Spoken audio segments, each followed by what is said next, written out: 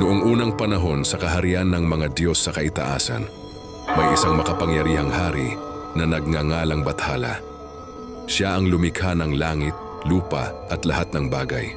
Ngunit dumating ang araw na kinailangan na niyang lisanin ang kanyang mga anak. Namatay si Bathala nang walang iniwang habilin. Walang sinabi kung sino ang dapat magmana ng kanyang kaharian. Si Apolaki, ang Diyos ng araw at digmaan, ay nagpahayag, "Ako ang panganay, ako ang dapat maghari ng mag-isa sa buong mundo," sabi niya. Ngunit si Mayari, ang Diyosa ng buwan na kilala rin sa kanyang galing sa pakikidigma, ay tumutol. "Hindi dapat isa lamang ang naghahari," sabi niya. "Dapat tayong magkapantay." Nagalit si Apolaki. Hindi siya sanay na may sumasalungat sa kanyang kagustuhan. "Kung hindi mo tatanggapin ang aking pamumuno," sabi niya, "pag-uusapan natin ito sa pamamagitan ng bakbakan." Hindi nagpatinag si Mayari. Bilang Diyosa ng digmaan at revolusyon, hindi siya natatakot sa labanan.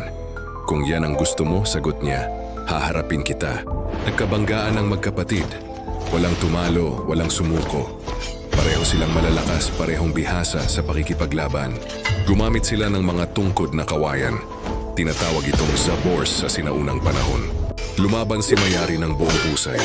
Ipinakita niya na hindi siya papatalo. Saling pusa sila ng ilang oras. Walang makaalam kung sino ang magwawagi. Sa kanilang paglalaban, unti-unting napagod si Mayari. Hindi siya sanay sa ganitong katagal na labanan. Samantala, patuloy na lumalakas si Apolaki, parang hindi nauubusan ng lakas. Ngunit sa isang sandali ng kahinaan, nakita ni Apolaki ang pagkakataon. Inihagis niya ang kanyang tungkod ng buong lakas, diretso sa mukha ng kanyang kapatid. Hindi na nakatakas si Mayari. Hindi na siya nakailag. Ano ang kahihinatnan ni Mayari? Alamin sa ikalawang bahagi.